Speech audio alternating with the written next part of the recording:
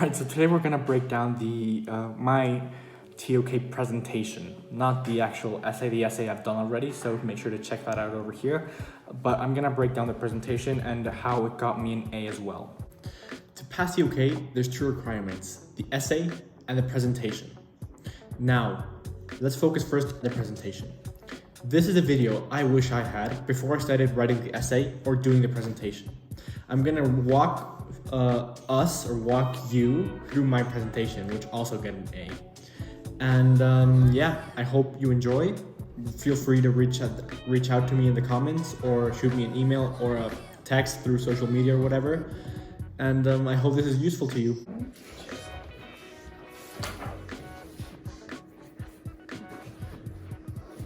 Yeah, whenever. Yeah. All right, so my name is Emiliano. Hopefully you guys all know that. This is my TOK presentation. And before I even talk about my question, I'm going to talk about the language I'm going to be using. It's going to be relatively informal, and that is with three different aims. Firstly, so you guys can relate to what I'm saying and you don't fall asleep. Second, so that your attention is kept on me at all times and I don't lose you in the jargon. And thirdly, to reinforce the importance of language in our... This is what I said at the beginning of the presentation. And that was useful because it allowed me to establish rapport with my audience, with the teacher. It allowed me to show that I'm in command of the terms I'm using. And it also allowed me to more or less rationalize why I was using a casual language, because I wanted, and it was all true, but I don't like speaking formally in front of my peers. I find it weird and awkward. So it allowed me to speak more freely and to have a good reason for it. And by giving that reason, it showed that I am in complete control of the ways of knowing, areas of knowledge, and more or less all the TOK things that are necessary in our everyday lives. So my question is, how do specific circumstances change the language we use? So that's important because you have to have a knowledge question, and by that I mean that you need to have a question that's not only about ethics or history or language or memory, but about how we acquire knowledge and how we know what we know. Because if you don't have a knowledge question, then the whole premise of your presentation is wrong, and yeah, you're gonna fail. So make sure that your question is a knowledge question, and have a list of a few questions that you want or that you're interested in, so you can ask your teacher or ask your peers if it's a knowledge question, and you can work on the ones that are. You're gonna have ones that are and ones that aren't. And the trick is choosing the ones that are and working off those. And before I begin talking about TOK, I'm gonna ask you to please read this out in your head, not out loud. All right, so that's enough. You can stop reading now. This is a really complex definition of language. There's a lot of jargon and words that aren't necessarily needed. And the simple one is that language is human communication, either spoken or written. And again, I'm doing this to reinforce the importance of language and to show you how this importance is omnipresent. For example, if I had let you read this, you probably zoned out by word 7. You probably weren't paying attention anymore. So imagine how important it is if I had lost the attention of my audience by slide number 2. Right? So language is also my main way of knowing. So in the essay video, if you watched it over here, I talk about signposting a lot. And signposting is basically using words that are on the mark scheme or words that the invigilator or the person that's going to watch or grade you want to hear. So in the essay, it's things like area of knowledge and ways of knowing. And it's the same here. You want to use words like real-life situations, ways of knowing, areas of knowledge, and that's what I'm going to do here. And every time I do this, I'm just going to say signposting, and you should know about what it means because I'll be doing it a lot. And that's also what gets you a good grade. The one I'm going to be focusing today, but I am going to be going through different areas of knowledge, so like ethics and history. Signposting. So I have 4 different circumstances that I'm going to be looking at. And these are real life situations. Signposting. I have 2 where language changes, but it improves communication. It changes to adapt and to overcome certain obstacles or barriers. And it improves the transfer of knowledge and of knowledge acquisition between 2 groups. And the second is 2 circumstances where language differs in a negative way, where it might be hate speech, it might be a vicious cycle that is hard to escape of hate speech, or of segregation between 2 groups. So firstly, I'm going to play you a small video of a conversation I've had with my dad on Instagram, and I'll go from there. So if you can tell, it's I'm looking at the effectiveness of communication between two age groups. So firstly, this is me and my dad, there's a 1 generation difference, and if you saw, it's all emojis. He's responding to every one of my Instagram stories with an emoji. So it's a mostly emotional, not communication because it's completely one-sided, but it's mostly feelings and there's no objective knowledge being transmitted. On the other hand, we have my grandmother on WhatsApp, so that's 2 generations. You don't have to read it, it's mostly in Spanish anyway. But it's completely lopsided, not one-sided, because I try to talk to her. If you want to know what it says, there's a bit of everything. She's atheist, but there's a huge Jewish prayer to begin with. A couple of gifts about the new year. There's future predictions featuring robots. She tells me my dog died, and I tell her I feel really sad. And she sends me this huge thread about theft in Mexico as a response. So again, it's her discovering the forward function on WhatsApp. And it's completely one-sided, non-consensual information. It's a stream of information that I can't really control, and there's no way for me to communicate with her. So how do we adapt? How do I adapt so I can improve communication and knowledge transfer with my grandma and my dad?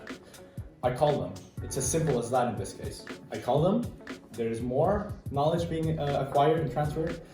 There's better quality of knowledge, and it overall improves this flow of communication. So now, to grab this example a bit more, I'm going to have to ask Ms. Measures, thank you, Miss, to please read out or tell me how many of these slang terms, abbreviations can you read? Oh my god, that one. Right, so that's 1. Thigns away. Yeah, that's 2. Oh, I think that's it. Great, thank you. So can anybody name more than 2, at least? Yeah, somebody. Never mind, of course. Oh my god. Backing up that. Backing my something up. Great, that's that. So it's definitely more than 2, right? I'm guessing between all of you, you could name all of them. So here what I'm doing is that I'm engaging with my audience, and I'm just going on a long spiel about how I talk with my parents and my grandma, and I need to recapture their attention. And the way I'm doing that is by asking the teacher to more or less make a fool of herself because she doesn't know slang, which is in no way her fault. But then I'm also asking my classmates to read out the slang for me.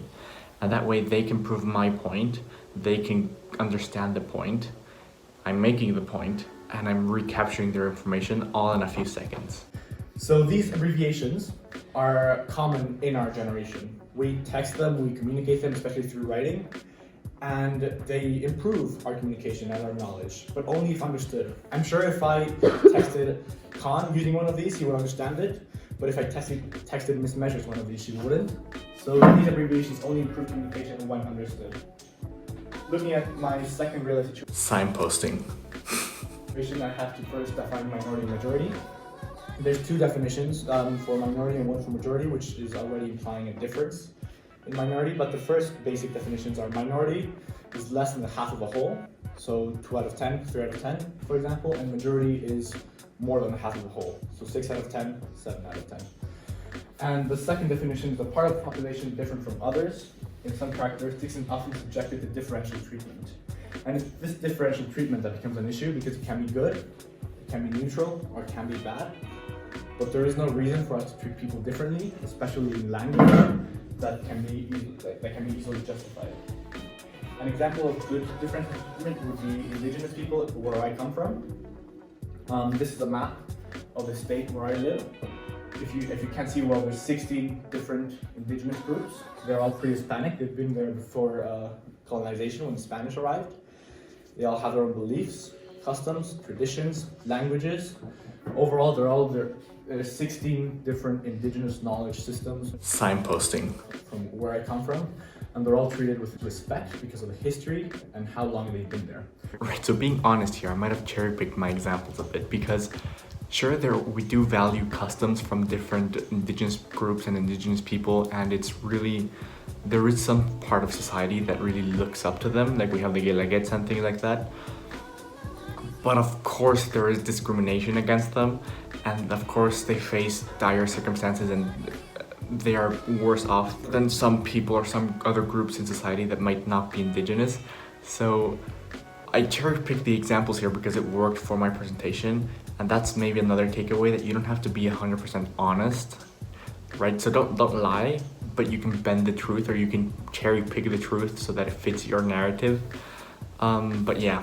If you contrast that with Native Americans in the US, these are all still people from where I live, but if you contrast that with the treatment of Native Americans in the United States, where slurs like redneck or Indian are common, you can see that there's an immense difference, because these people are mostly the backbone of where I come from, and the history commands respect, and through that history and that respect that they have earned, it modifies the language we use.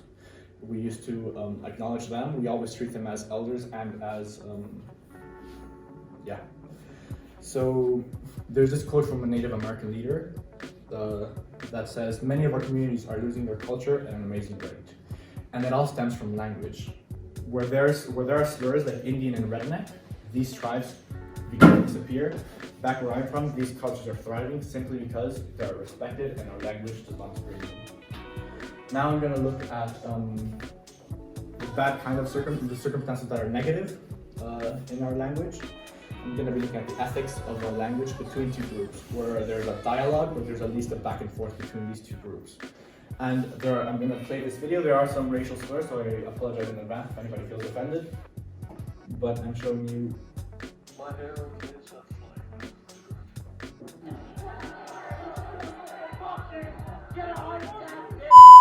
So this is where the exchange starts. This is the problem, right? It's them, the neo-Nazis.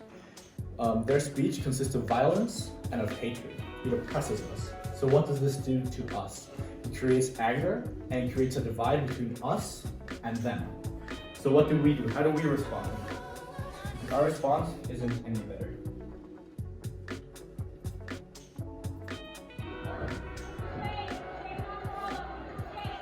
This is how we respond, right? We do the same thing back. In the use of our language, we shame them, we segregate, and we alienate them from our communities. And in that way, we legitimize their language, we legitimize their hate speech, and we prove them right. We prove that we are no better than what they are accusing us of, and in the end, we are no better than them. So of course, if they become the victims, what happens? Hatred and division. They respond, right? Nothing else can be expected. They attack us, we attack them. Of course, they will attack us back. It's this vicious cycle of hate speech and of oppression that we need to break. But how do we break it? And the person that filmed this documentary is this woman right here. And I don't know if you can see her clearly, but she is a Muslim, feminist, immigrant, brown, liberal woman. She is everything that these people stand against. And she goes to them, she talks with them individually, using civil language and civil discourse. She sees them as human, and by the end of the documentary, she is seen as a friend, and she sees them as friends. They respect her, which is, one of these men had never talked to a Muslim before, and as soon as he talked to her, he dropped most of his prejudice. So what does she do? She deconstructs the scenario between us and them. She abandons hate speech. She abandons that era of superiority, and she treats them as humans.